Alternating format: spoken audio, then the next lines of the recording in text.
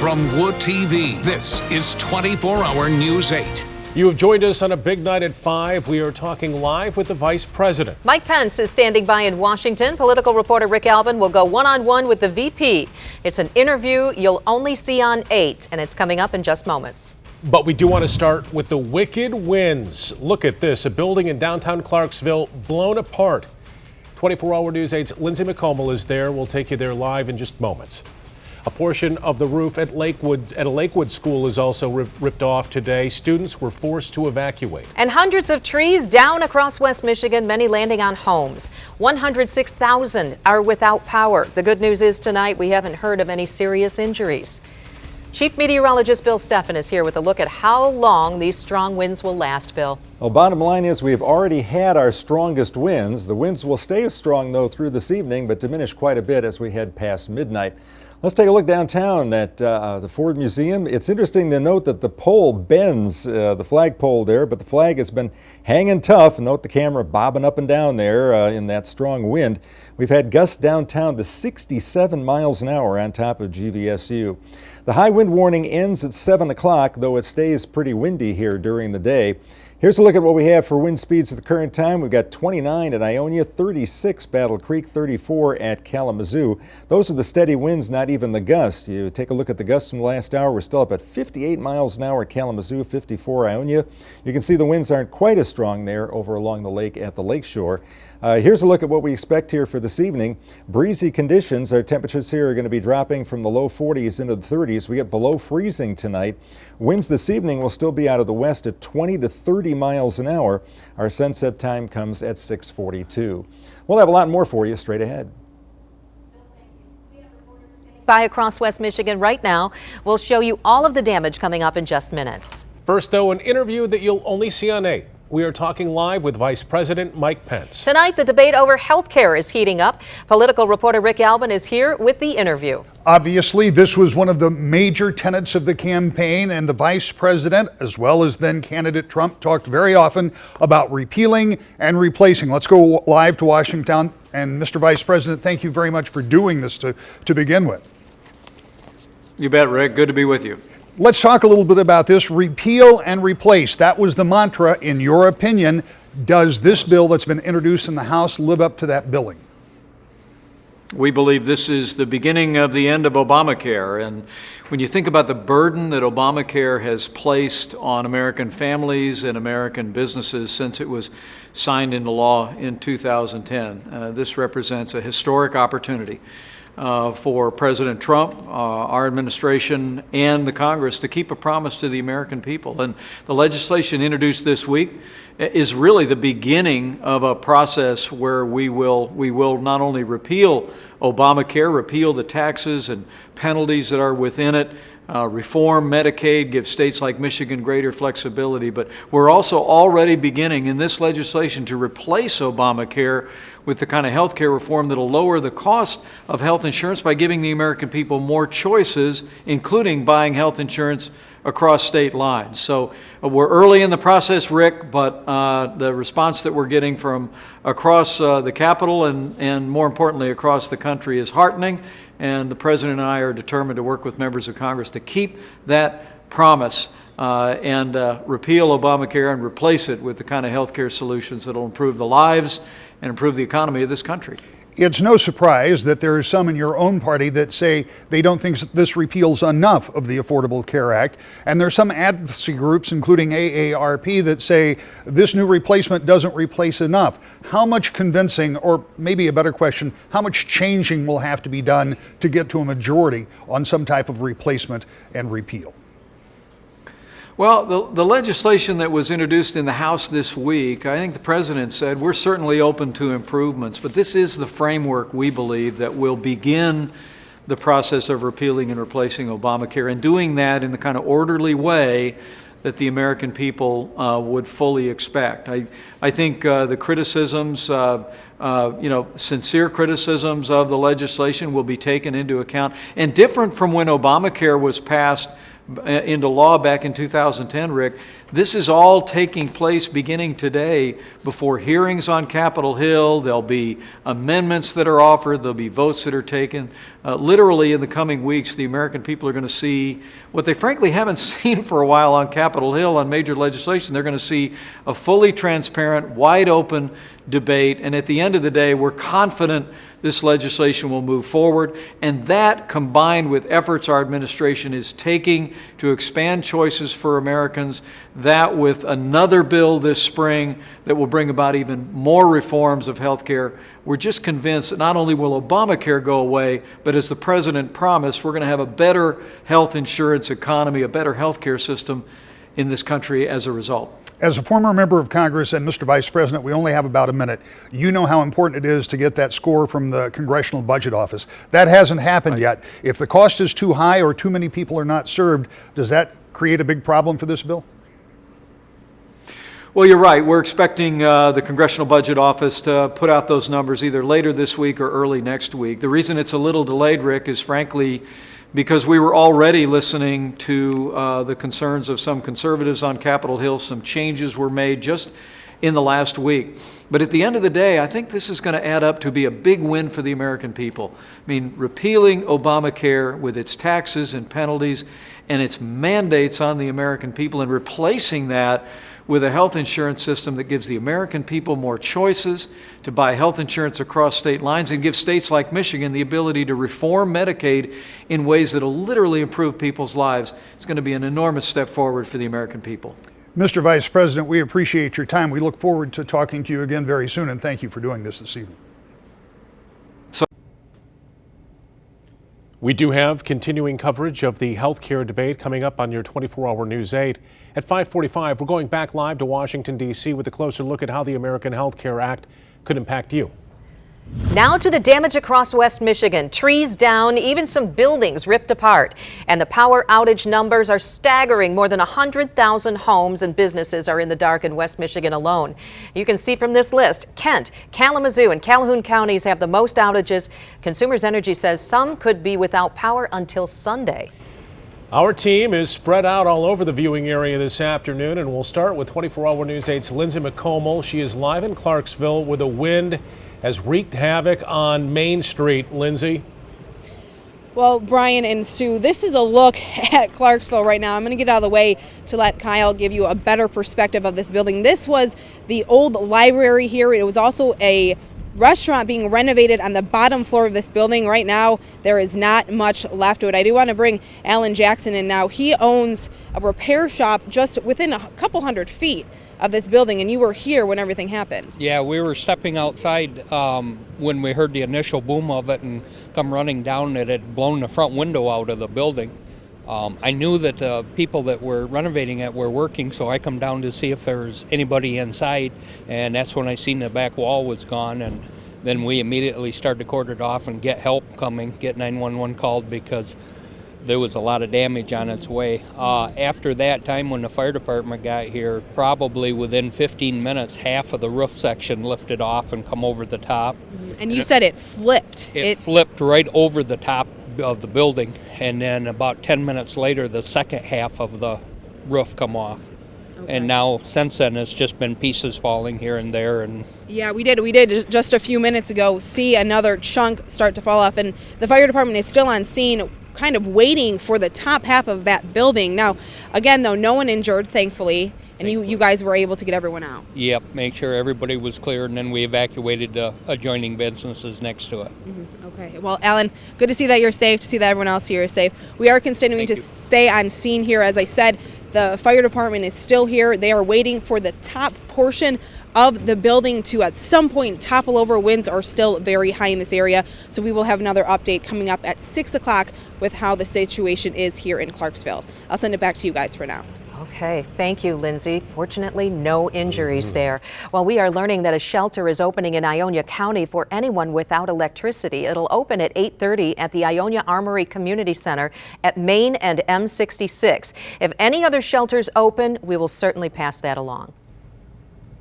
Not far from where Lindsay is, the wind took off the roof of a school there. We brought you this as breaking news at noon today. We're talking about the scene at Lakewood Early Childhood Center in Woodland. everyone is okay, but 24-hour News 8's Heather Walker is showing us the damage. To kind of tell how high these winds are, you can take a look at my hair, and this is some of the damage that it's done. This roof right here, in a matter of seconds, was ripped off the top of this building. We were in a cabinet meeting and actually saw the roof starting to come up. And so probably within, the next 30 seconds, we had about 15 administrators down in the school end quickly move the kids out. Lakewood School Superintendent says it was around 10 this morning that these winds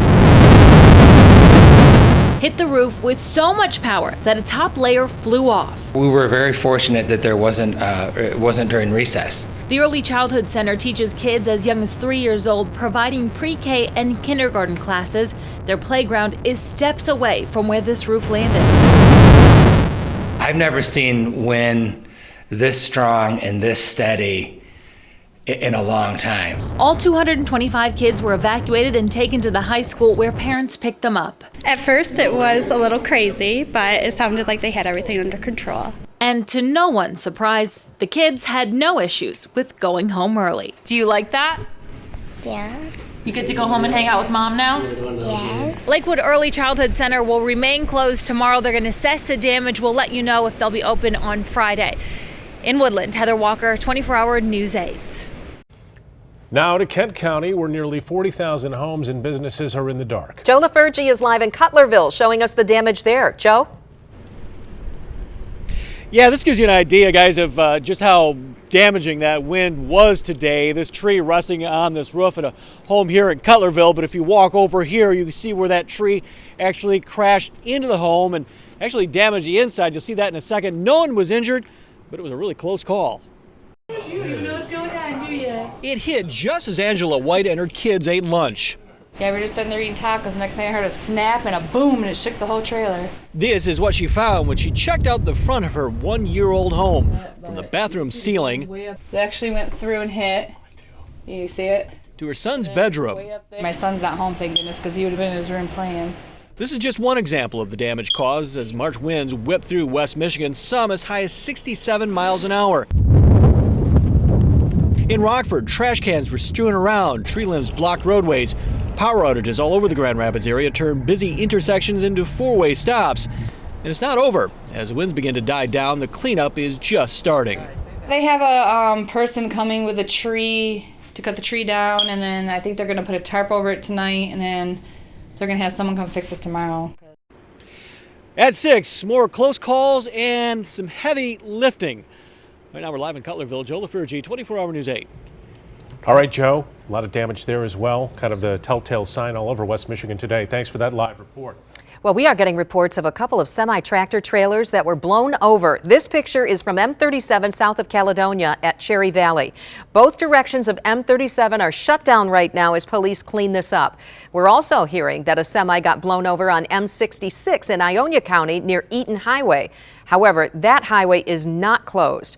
We will keep in contact with dispatchers to let you know when everything's all cleared up. And we're watching developing news on the east side of the state. The University of Michigan's men's basketball team plane was involved in an incident at Willow Run Airport in Ypsilanti. The university says that after attempting to take off in high winds, takeoff was aborted, and after strong braking, that plane slid off of the runway. The aircraft was damaged, but everyone got off safely. The team and the band all on board. Now, Michigan making alternative travel plans to the Big Ten tournament in Washington, D.C. Many of you are impacted by the high winds, and your pictures and video are becoming part of our coverage. We have dozens of your damaged photos online at woodtv.com right now and also on our mobile app. And our coverage of this windy Wednesday continues tonight at 5:30. We'll be talking live with Consumers Energy about the busy day and days that they'll have ahead. They're responding to the outages as we speak. And then on the 7 on 8, we're talking with the Better Business Bureau about those cleanup scams that always pop up. People trying to take advantage of you as the pickup gets underway after the windy weather. 3 men have been arrested in a major drug bust in Muskegon County, one of them a member of law enforcement. 24-hour News 8's Marley Ginter in studio control with what we know. Marley? Well, Brian and Sue, the three men were arrested Monday during a cocaine bust. I want to show you this man, James Kitchen. He's a Michigan Department of Corrections employee. He investigates prisoner complaints and is now on unpaid suspension. Well, these are the other two men who were arrested, DeMarco Knox and Alfonso Johnson. It's unknown how much cocaine they were in possession of at the time of their arrests. An MDOC spokesperson told us there is no indication that Kitchen was selling drugs inside prison, but this case is still under investigation. In studio control, Marley Ginter, 24-hour News 8.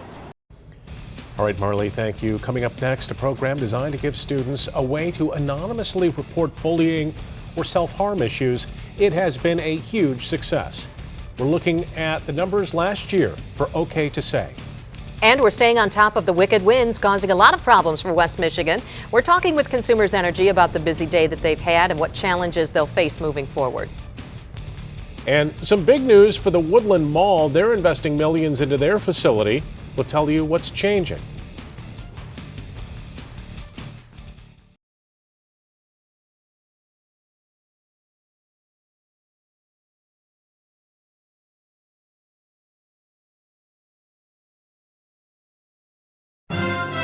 This is 24-hour News 8 at 5 with Susan Shaw, Brian Sterling, and meteorologist Bill Steffen.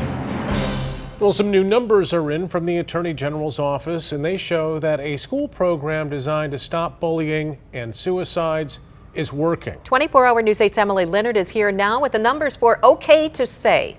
Brian and Sue, OK to Say was first introduced back in 2014. Since then, they've seen an increase in tips every year. Let's take a look at those numbers from 2016. In total, there were 3,359 tips, more than 30 categories, 800 on bullying, 569 tips on suicide threats, 480 tips related to depression, stress, and mental health, 307 on self-harm, and 279 tips on cyberbullying.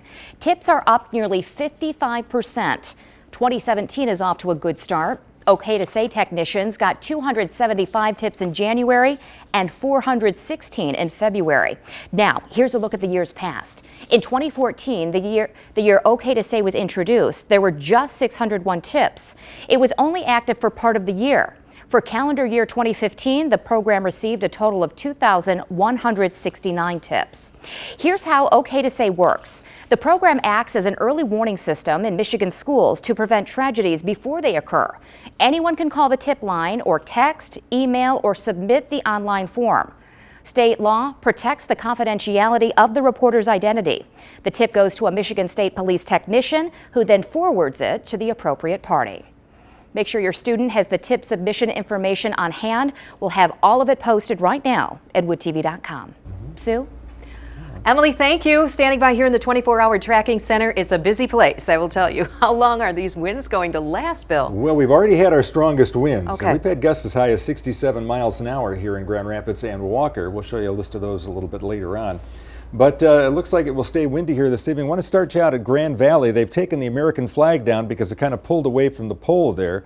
And there's one flag out of 3 that's left flying there. I'm sure they'll get that fixed pretty soon, but that was, of course, due to the strong winds that we had today.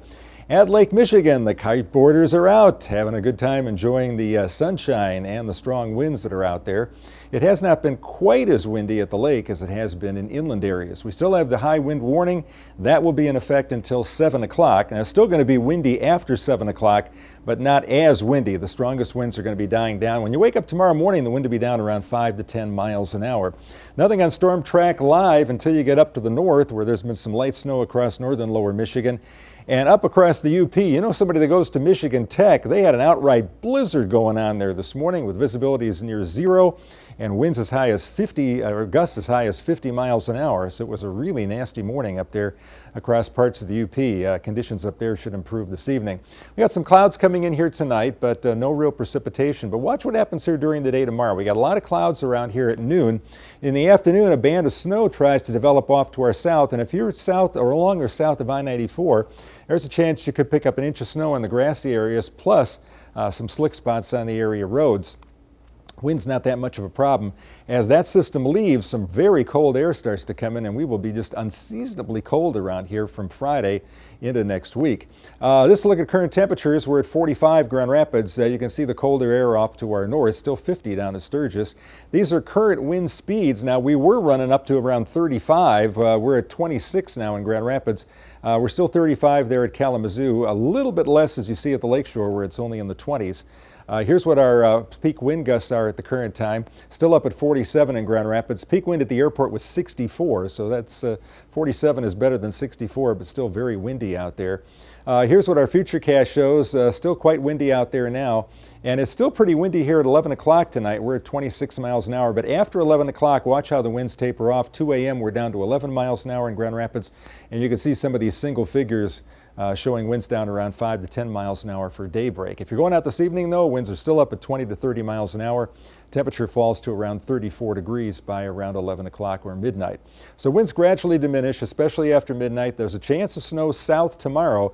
And again, watch out for some slick roads if you're traveling Kalamazoo, Calhoun counties to the south. Unseasonably cold air is with us here from Friday through Tuesday. So here's the way it looks. 39 tomorrow. We'll be seeing a chance for some snow, especially if you're off to the south of Grand Rapids. Look at those cold temperatures here. Average highs are in the mid-40s. We'll see temperatures in the low to mid-20s during the day here for Friday and on Saturday. There could be a few lake effect snow flurries, but boy, this is awful dry air. We change the clock on Sunday. We're looking at about 1 to 2 inches of snow now on Monday. There may be a little bit more than that down across northern Indiana, but a lot of cold temperatures ahead. And boy, I'm sorry to hear about Clarksville. I used to stop there for ice cream, and when we're coming back from down south and everything. And yeah, I know. So. We talked to somebody earlier at noon, and they were saying, you know, this is the heart of our community. This is a very important building in our Need some in fundraisers. Town. We'll see if we can come up with something. Goodness, yeah. Brian's ready to volunteer for a dunk tank. Absolutely. Thank you, Bill. Thanks, Bill. Speaking of dunk tanks, storm teammate along the lakeshore this morning. I don't know if you saw this one yet. Meteorologist Matt Kirkwood up close and personal with Mother Nature. Take a look. Panning over to the other side to give you an idea just how strong the wind is. You can just see it, the sand just racing across in front of our vehicles at times. So we're looking at a high wind warning today here in southern lower Michigan. Wow! Jeez. All right. When the equipment turned off. That was the end of the live shot. Yeah, right. Matt and his photojournalists are okay. The equipment, not so good. That's going to get on Ellen. It may get on the Tonight Show. See, close doesn't count just in horseshoes. It counts at the beach, too. That's right. It was a chilly wake-up for sure, yeah. Matt handled it like a pro. Sure did. Bill, thank you. Still ahead for us, police in Muskegon have identified who they think killed a 19-year-old man who was just walking down the street, but they still need help tracking him down. We'll tell you who they're looking for. Plus, the latest on the wind out there. We are talking with consumers about the challenges that they'll be facing trying to get the lights back on for West Michigan. And later on this International Women's Day, there are marches and rallies around the nation highlighting the role women play in society. We'll take you around the country at 5:55.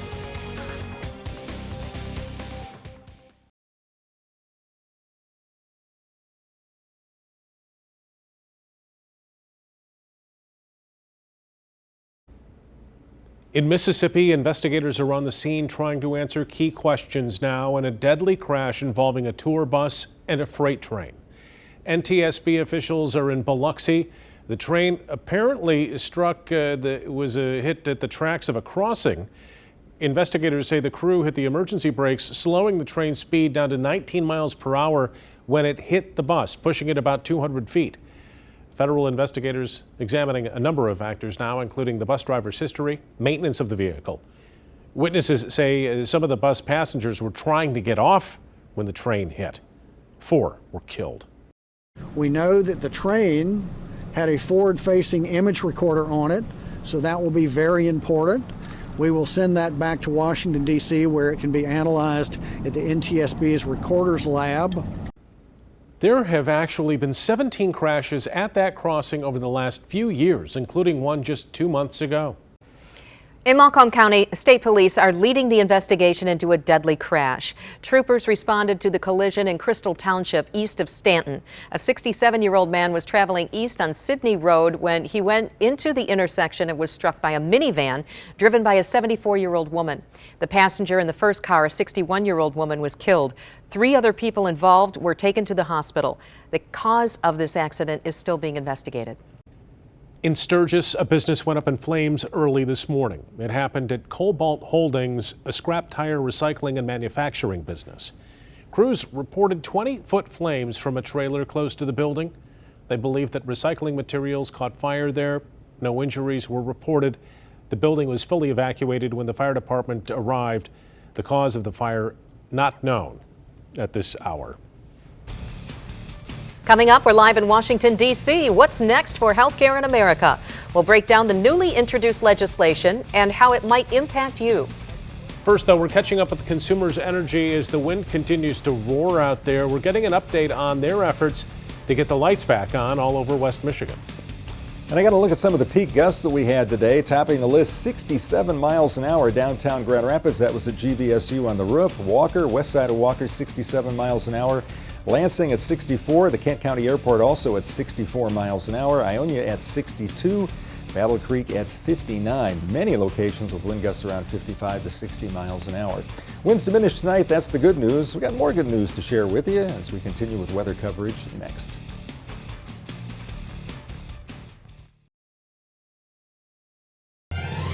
From Wood TV, this is 24-Hour News 8.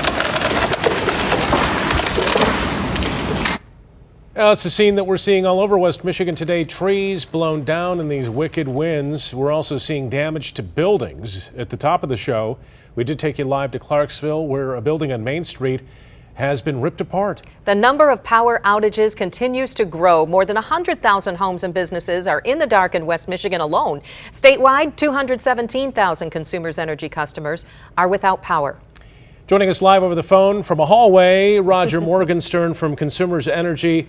Roger, the last I looked, some folks were being told it might be until Sunday before they get their power back. That gives you just, I guess, an idea of how significant this event is. Yeah, hi, Brian, and good to be with you. Yeah, we are looking, it may be into Sunday before we get everybody restored. As you mentioned, we've got 217,000 customers out. That's more than 12% of our customer load. That's a lot of people. We have over 500 broken poles across the state, over 3,000 down wires. So I can't emphasize enough, if people come upon a downed wire, to call 911 and to give Consumers Energy a call too.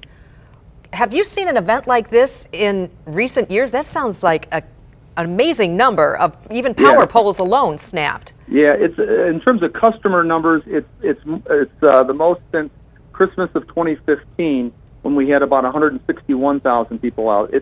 It's going to go down as one of our larger events. The challenge is, and as I'm sure Storm Team 8 has been saying, we've had high winds since daybreak this morning across all of lower Michigan.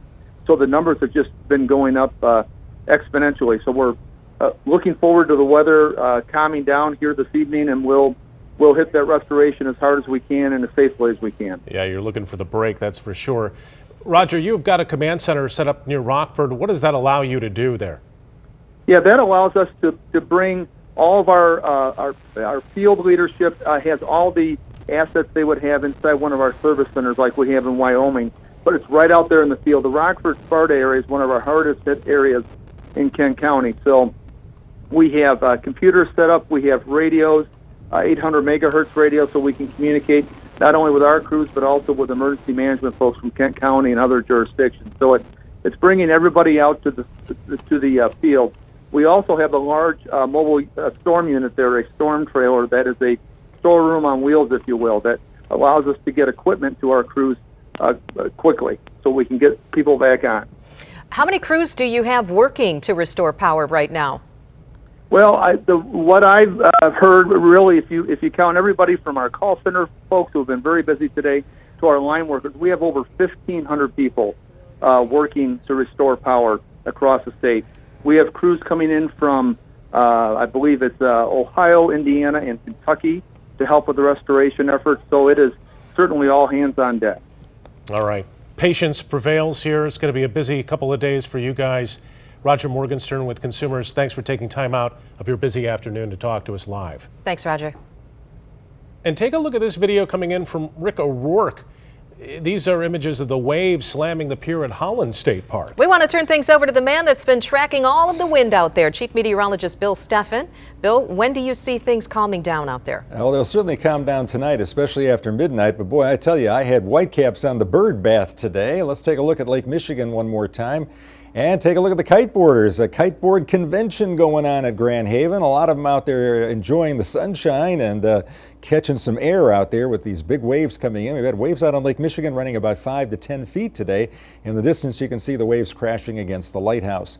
The high wind warning continues until 7 o'clock. After that, that comes down. Gale warnings last until midnight tonight at the lake. These are current wind speeds, and they've come down a little bit here in most areas. We're still running 30 to 35 there at Sturgis, Coldwater, and Kalamazoo and Battle Creek, but many areas are down under 30 right now. These are peak wind gusts within the past hour. Still a 58 there at Kalamazoo, or 55 Battle Creek, 53 Jackson, Ionia. Wind gusts not as high along the lakeshore there, as you can see. For this evening, 34 degrees. Winds ever so gradually die off. Will become partly cloudy here. During the day tomorrow, a little cooler at 39 degrees, mostly cloudy.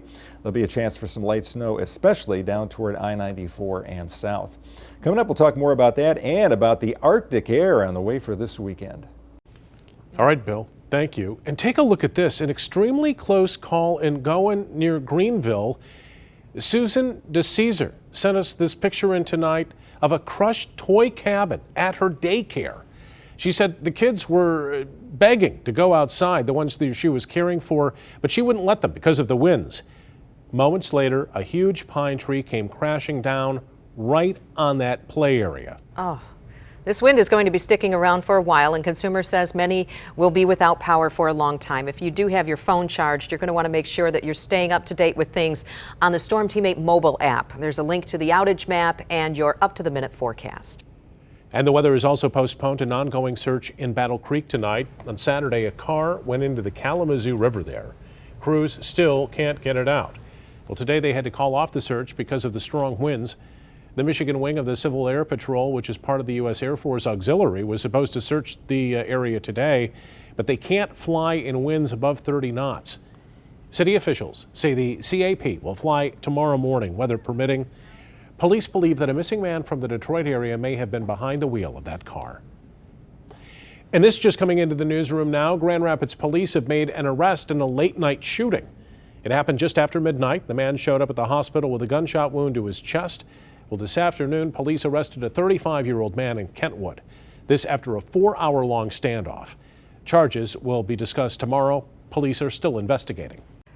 Police are asking for the public's help in tracking down a Muskegon man suspected of murdering a 19-year-old man as he walked to his godmother's home.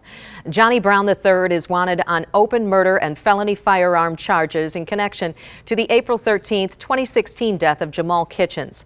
Kitchen was shot in the head while walking down the street in Muskegon. His grandmother told us that he was just a few blocks away from her house when he planned to spend the night. The 19-year-old suspect lived about 2 miles from the crime scene. Brown is considered armed and dangerous and should not be approached. Please call police if you know anything. Excuse me, it's International Women's Day.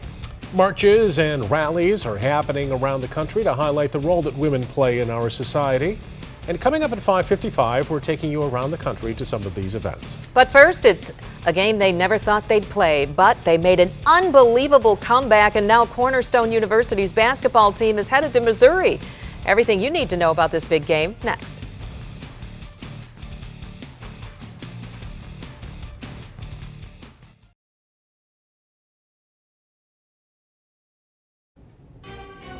Welcome back. Let's take a look at how the stock market closed today. The Dow was down on the day, over 69 points, but the Nasdaq was up over 3.5. The S&P 500 down more than 5. Crude oil trading at $50.20 a barrel. Police in Detroit have released some new video now showing the man they say killed a Wayne State University police sergeant. The video is taken by a city bus that they believe shows a suspect in the shooting from last November. The video was taken about 10 minutes after the shooting. Crime Stoppers is offering a reward of $105,000 for information leading to the arrest of Rose's killer. Rose was a 5-year veteran of the university's police force. He was the first Wayne State officer to be killed in the line of duty. Rose graduated from Gull Lake High School in 2006. The 29-year-old took his first job in law enforcement as an officer in the Kalamazoo County village of Richland. The Woodland Mall will look a lot different in 2 years. That's all because of a $100 million investment in an expansion to its west wing.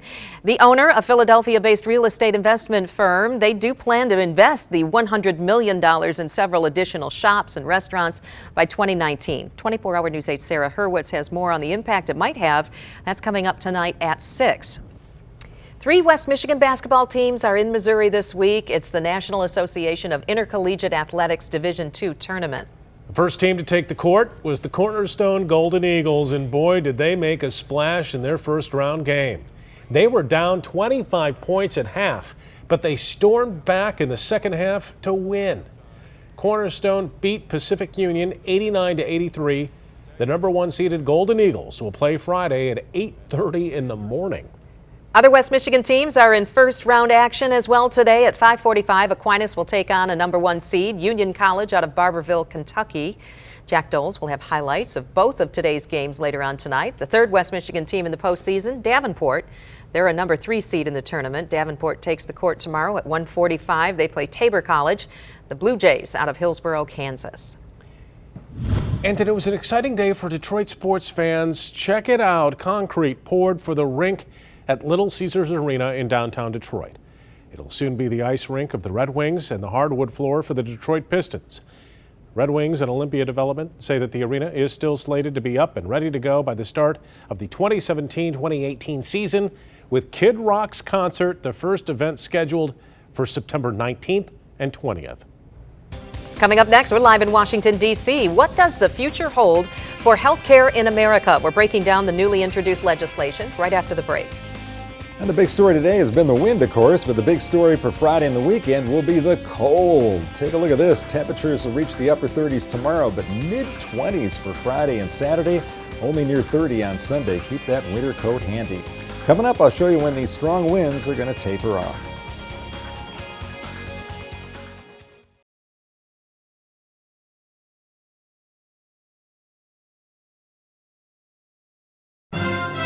This is 24-hour News 8 at 5:30 with Brian Sterling, Susan Shaw, and meteorologist Kyle Underwood.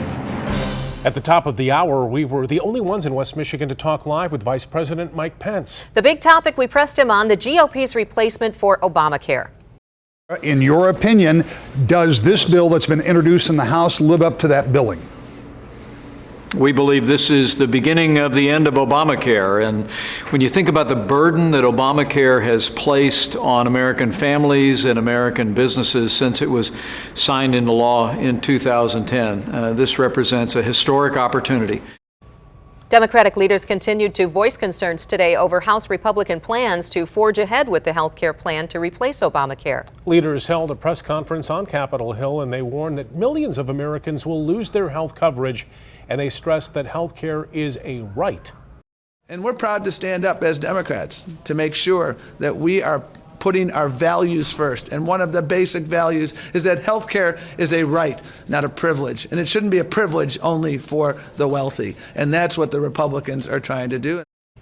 So what does this health care legislation mean for you? And for more on that, we turn to 24-hour News 8's national correspondent, Mark Meredith. He's live in our Washington bureau.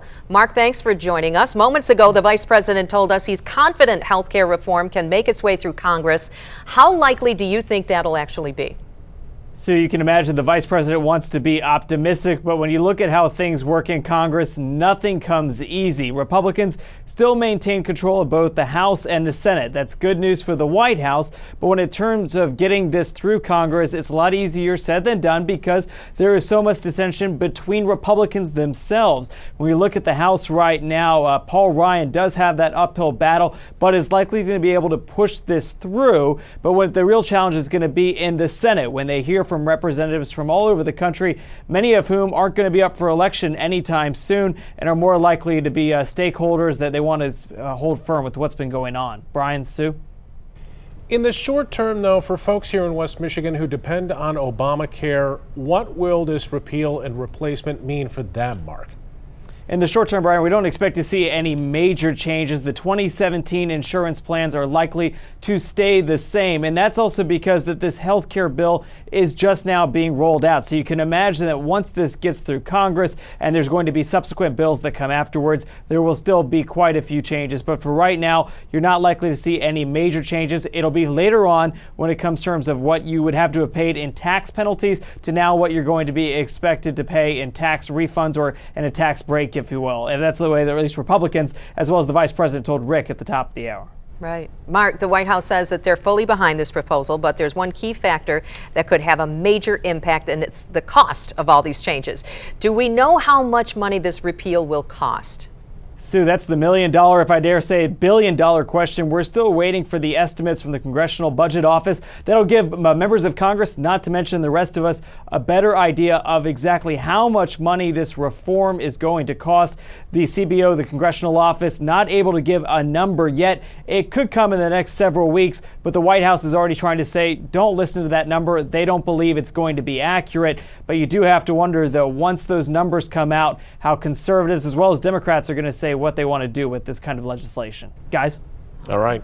Mark Meredith from D.C. tonight. Mark, thanks for joining us live. Thank you, Mark. Thank you. Well, the wind is still howling out there. Check out the outage map from Consumers Energy. More than 100,000 people are without power tonight. Bill Steffen is here right now with the latest on the windy conditions. Bill. Yeah, behind me you can see the flag here at the Ford Museum in downtown Grand Rapids. We were watching that today, and the pole was really bending over, not breaking, but bending in this very strong wind, a gust of 67 miles an hour in downtown Grand Rapids, also on the west side of Walker. We still have the high wind warning in effect until 7 o'clock. After that, it comes down, but it will stay quite windy here this evening. But we've already had our fastest wind gusts. Some light snow falling across northern lower Michigan, and then parts of upper Michigan saw blizzard conditions here for a while during the day today. That area north of Sault Ste. Marie really getting pounded as well. Roads up there snow-covered and slippery. Visibilities are low. Here's the way our futurecast looks. We're clear early evening, but then some clouds start to come in here. Will become mostly cloudy, and it will be kind of cool. We're below freezing. Now, during the day tomorrow, most of the day will just be on the cloudy side here, but watch what happens after 1 o'clock. We develop an area of snow off to the south. If you're in Kalamazoo, Battle Creek, South Haven southward, this could accumulate an inch on the grassy areas and cause some slick spots on the area roads. There shouldn't be anything more than just a few flakes from Grand Rapids off to the north tomorrow, but this will usher in some very cold air. Northerly breezes will be bringing some Arctic air on down here for Friday and the weekend. Its current temperatures, we're still at 45 at the current time, upper 40s along I-94. In the 30s, though, off to the north, and that colder air will be filtering on in here overnight tonight. Now to winds. These are current wind speeds, 26 Grand Rapids. We've got 30 now at Battle Creek, 35 Kalamazoo. These are out at the airports and open locations. If you're sheltered a bit, it's not quite that windy out there, and these are some of the wind gusts within the past hour. Wind gusts in a number of areas top 60 miles an hour today, like Lansing and the Grand Rapids area. We got 58 at Kalamazoo between 4 and 5 o'clock, but other than that, the winds should be tapering off here a bit here tonight. Here's what our futurecast shows. 34 mile an hour wind gusts downtown Grand Rapids here. That's down to 25 by around 11 o'clock. Even down to the south, you can see peak wind gusts are only in the 20s. And then as we get toward late tonight, you can see that dips off in most areas to only around 5 to 10 miles an hour. Heading out this evening, though, winds still up at 20 to 30 miles an hour, 34 degrees by 11 o'clock midnight in Kalamazoo. About a 3/4 full moon up there in the sky tonight, poking through the clouds. So winds gradually diminish, chance for some snow south of Grand Rapids tomorrow, and unseasonably cold air is here for Friday through Tuesday. In fact, look at these temperatures. We're still 39 here tomorrow, but we're going to see temperatures almost 20 degrees colder than average Friday and Saturday. And Friday, we got a pretty stiff north wind to go along with that. Any ski resorts that want to make snow, there you go. You got quite an opportunity for that. We could have some great conditions here for the weekend and early next week. 1 to 2 inches of snow a possibility on Monday. There could actually be more snow south of us in Indiana from that system. It's kind of weird to be talking about snowstorms going south of you in the middle of March, but that may happen on Monday. We're ready for anything. Right, at this point. Thanks, Bill. Thank you, Bill. Officials say it'll likely take until Thanksgiving to repair the damage from a massive sinkhole near Detroit. Macomb County Public Works Chief Candace Miller made that announcement today. The football field-sized hole opened up after a sewer line broke underneath on Christmas Eve. Miller also said today that the cost of the repairs will be known next week when a contract is awarded. She had previously estimated costs at $78 million. Right now, dozens of people are beginning to fill the Trillium Event Center in Spring Lake to help fill the stomachs of the hungry in West Michigan. The annual Soups On Along the Lakeshore event begins at 6 o'clock. For $40, attendees get unlimited soup, bread, and dessert from local restaurants, and they get to help feed thousands of others. Proceeds of the event go to the Muskegon Food Pantry. The event is hosted by God's Kitchen, a program of Catholic Charities of West Michigan. Coming up next, we are taking you around the country on this International Women's Day. See what events are happening around the nation to highlight the role that women play in our society. Ahead for us tonight, what we've learned about the enormity of the leak of some of the CIA's most sensitive spy tools, considered bigger than the Snowden leaks. Also, how to stay ahead of spying technology and protect your home devices. And some of the women Marines victimized in that nude photo scandal speak out on NBC Nightly News.